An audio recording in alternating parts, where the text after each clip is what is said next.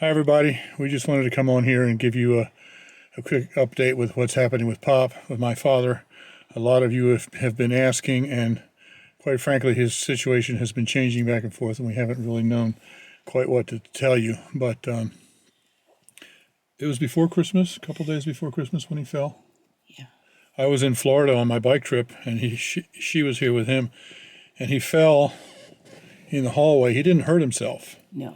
He just lost his balance and fell. No, I'm just saying he didn't lose his balance. His leg stopped working. Oh, okay. So anyway, he was laying on the floor and he didn't have the strength to get up. No. And she couldn't get him up, and she ended up calling the ambulance just for somebody to come out and get him up off of the floor. I couldn't. I couldn't do it. And so, to make a long story short, there were several things happened, but he ended up in the hospital. So then, once he was there in the hospital, they did a number of tests and they discovered that he had congestive heart failure. Yeah, it's he's had it for a while, but it's like really getting worse. Yeah.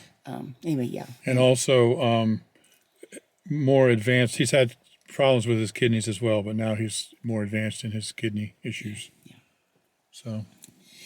Yeah. He had been like to the doctor for all sorts of stuff. We've always had constant doctor appointments, but he had just. I've been noticing it's been harder and harder to get him to eat and drink.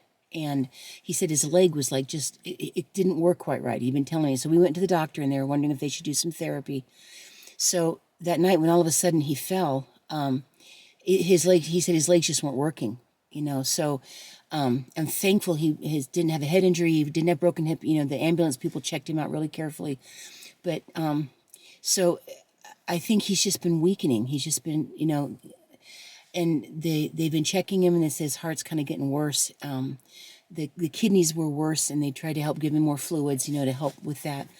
But he's just not really wanting to eat or drink much. And anyway, they've been trying to monitor whether they feel like that he'd be able to handle any rehab, and they don't feel like that he's really even strong enough for rehab.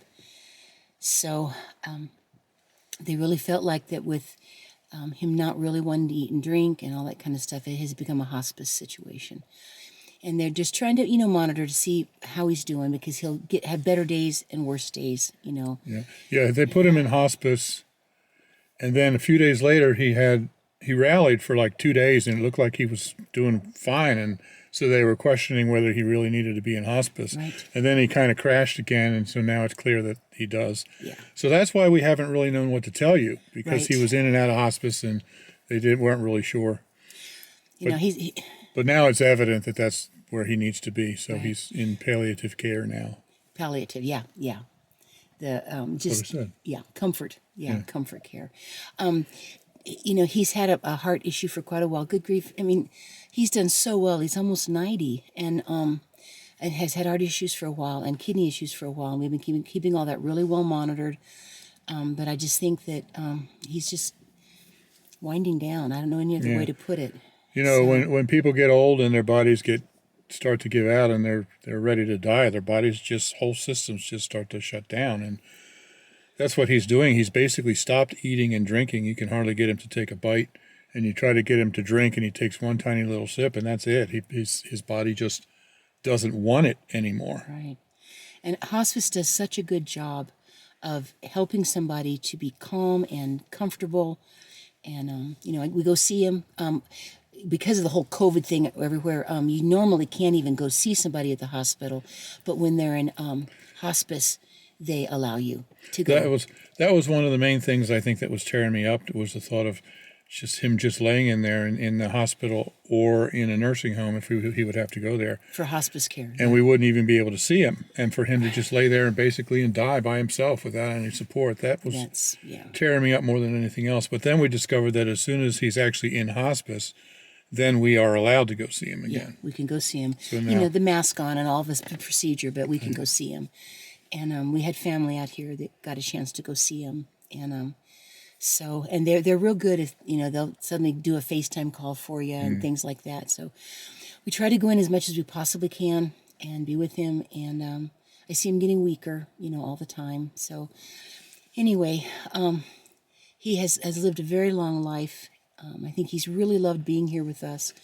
He loves to go to Wendy's and get his little junior bacon cheeseburger and go down to the park. And So, it's hard because the time finally comes when, your body's just too tired, So we wanted to let you guys, So know. last weekend, when she was not able to do the Tea with Jesus, usually she does that on Friday night and Saturday. She'll study on Friday night and film on Saturday.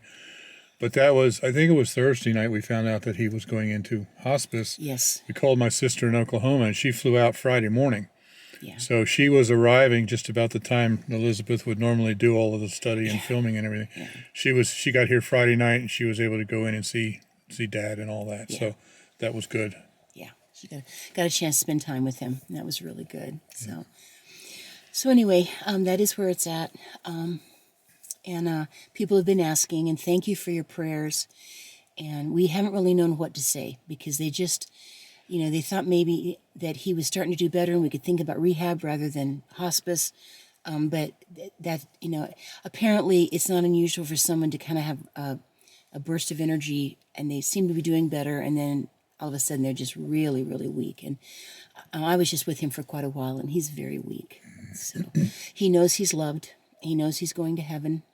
And I think he knows he's in the process, possibly, we don't know when, we don't know, but in the process of knowing that he is going to die, I think he's aware of that. Well, I think it's pretty imminent because he's just simply not eating and drinking. Yeah. He can't survive, but it could be, who knows, Yeah. weeks yet. I don't know. We don't know. They're trying to encourage him to eat and drink as much as possible. But even with me, they're just trying to get him to take as many bites as we could carefully and drinking. He just doesn't want much at all. And that's a normal process. I dealt with that with my mom, dealt with that with my grandmother. It's normal. And it's not easy, but we want things to just be natural and as comfortable as possible. And God knows the right time, so. So there's the update on what's happening with him, and I just want to thank you all for your prayers and your love and your support for us. Don't start, I'll start. Anyway, thank you. When I start to cry, it makes the camera shake. I know. Okay, Alrighty. we're good to go. Okay, thank you for your love. Yes, appreciate it. Bye.